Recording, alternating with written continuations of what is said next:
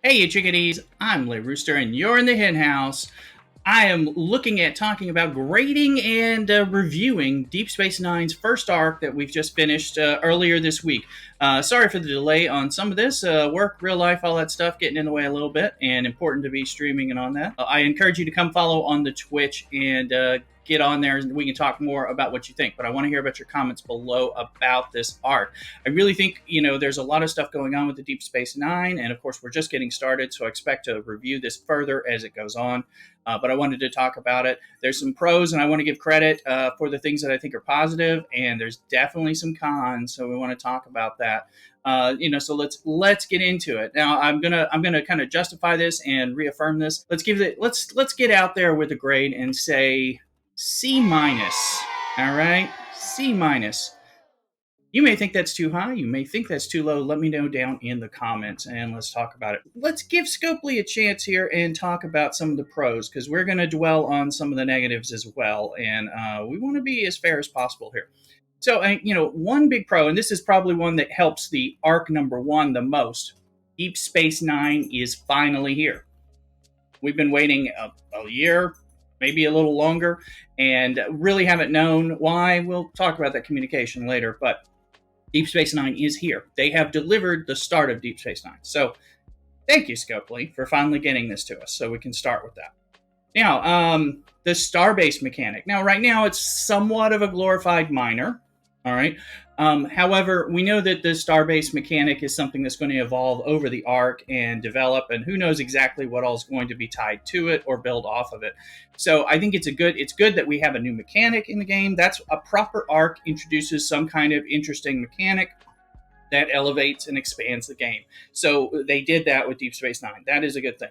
And again, I'm giving the Starbase more credit because I fully expect that it'll develop further over this arc. And once we see what it does, we'll talk more about it in review about how good or how not good or it is, or if it missed the mark. Now we have a new research tree.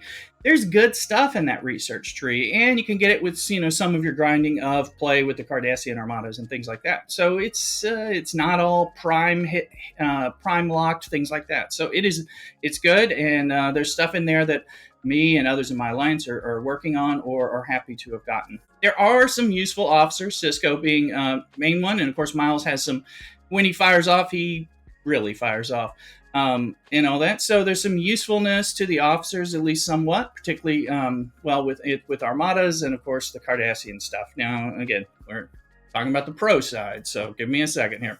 We do have Cardassian space and armadas. So we have an expansion of the space. We have a new armada that uses some of the same materials to fire off the armadas, as opposed to another currency. So that's positive in itself. The story missions for Deep Space Nine, they were kind of developed and a little bit more engrossing. We have the whole spy motif going on, and it made for the story a little more interesting. I paid more attention to it, trying to figure out what's going on with the whole arc, and I think that was a positive. So I'm glad they put it in there where if you read it, it actually had a little more interest and a little more zing to it. So that's good. We also had the spy lockbox mechanic, which gives you stuff. I think there's some pros and cons to that as well. But it is a positive that we have it. I would have preferred a Dabo wheel. I loved that. Let me know what you think. Tell me about these pros. Now, unfortunately, we quickly move into cons on this arc. So, as you know, I was reviewing the discard notifications from Echo and others just to kind of get a good timeline to refresh my memory of the different things we've been going through and looking at. But on the cons, and there are a few. Game got updated on morning one, day one. Immediately, the game was unplayable, crashed, went into maintenance mode. All right. It takes hours. I think it takes hours for them to get it out. I was monitoring it from work a little bit to see if the game would ever come back up. And of course, then they brought it back up. The Mantis is broken with its thing, so that we got it back, and they have to fix more things. But also, it's there was a bit of compensation chest, but when you have a battle pass and you screw it up and lock down your game for a big portion of hours for many of your player base, you need to give a compensation that actually makes it so people don't have to do the battle pass event that day. Scopely, please take note on that. That's how you handle that. And your other side of Scopely and Marvel Strike Force knows because they screw up all the time with that kind of thing.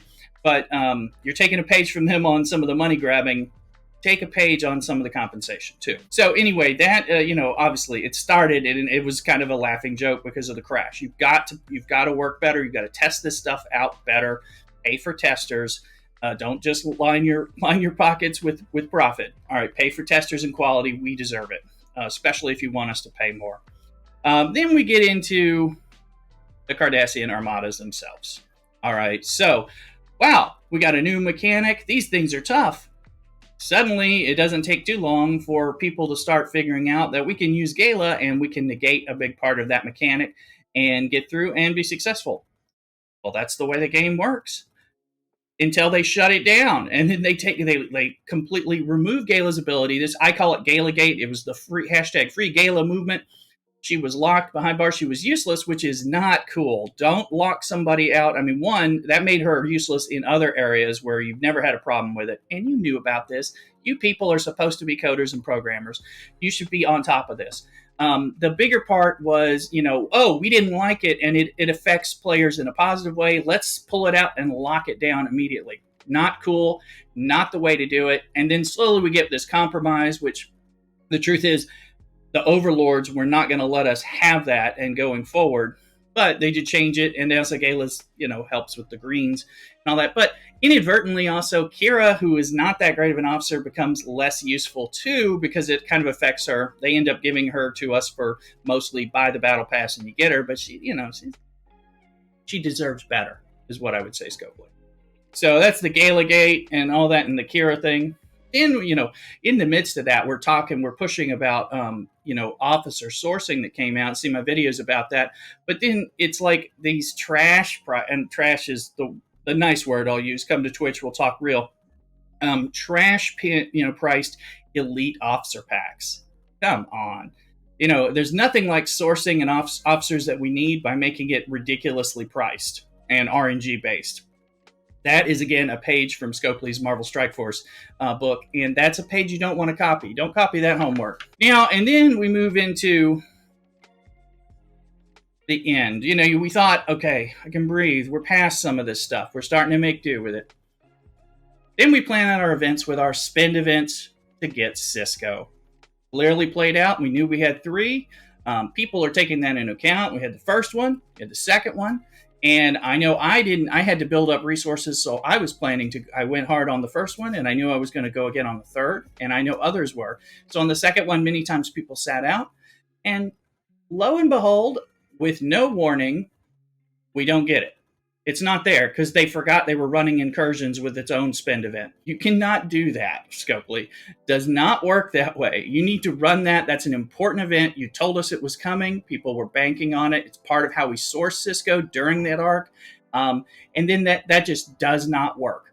Honestly, to be proper, you would have run it alongside your stinking Con Honor Guard Wharf spend event, and we just would have got double dipping for once. Your pockets can take it. We would have been a little bit happier instead of the screwing with us. So don't do that at all. And then they say, okay, well, it's going to come out at the end of the arc, just after the arc. We'll do it after all. And it's not a spend event. It's a domination event to actually get it. So it's not the same thing, and it completely, affected planning and things. I think one of the points is more of the lack of communication. You tell us one thing's happening, and then when you change it, you don't tell us until later. We're thinking we've got bugs. You're not communicating. You're deciding when things don't work the way that you expect, like with the Gala and the Cardassian armadas, that suddenly you're going to lock things down and restrict your players. This is bad stuff. You can't do that. You got to have better, transparent communication. You have to treat your customers and players better in order to have an ongoing building a relationship of trust. We are spending money and playing a lot of time in this game, and we will spend less and play less if we don't have good communication and a good level of trust. That is basic. We got a good game with some good bones here that we can build on and enjoy. I'm curious to hear what everyone else is thinking about this. The communication is pretty bad. Again, I'm giving a grade C- on this one. Why is it that high? You might ask. One point is D Space 9 finally came out, so we can get on with it. And two, these arcs are so much better than the trash that they were shoveling out to us for a while to kill time while waiting to launch Deep Space Nine in the window of their choice. Like I'm talking about you, Anthology, and others. All right, which were crap arcs. All right, that were filler, and that's not fair either. Right, you need to give us better stuff while you're waiting to unveil the good stuff. All right, so put some effort in there and not just let the intern's second cousin do stuff to design in here, Scopely, when you're on your break moments. All right, so we have that. And the thing is, again, when those are so bad, it makes the quality come up. It's kind of like when you're not doing well, but your brother is in jail and you're doing better than him. Mom's got to put her pride somewhere, right? C- is my grade. There we are. You let me know what you think. Put your comments down below. Remember to like and subscribe, and come on over to Twitch. Twitch and the Discord links are all below.